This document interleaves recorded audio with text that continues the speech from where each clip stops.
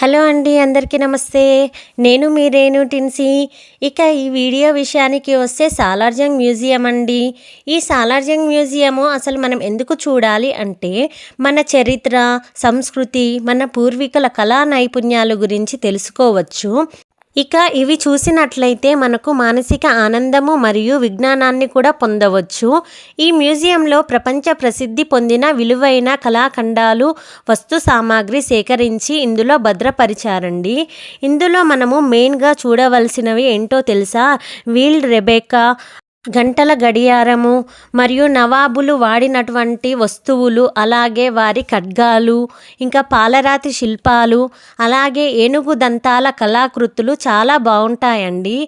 ఇంకా మన దేశంలోని శిల్పాలు, పెయింటింగ్స్, బొమ్మలే కాకుండా Japan, China, Burma, Nepal, Persia, Egypt, ఐరోపా, ఉత్తర అమెరికా దేశాలకు చెందిన కళాఖండాలు కూడా ఉన్నాయండి.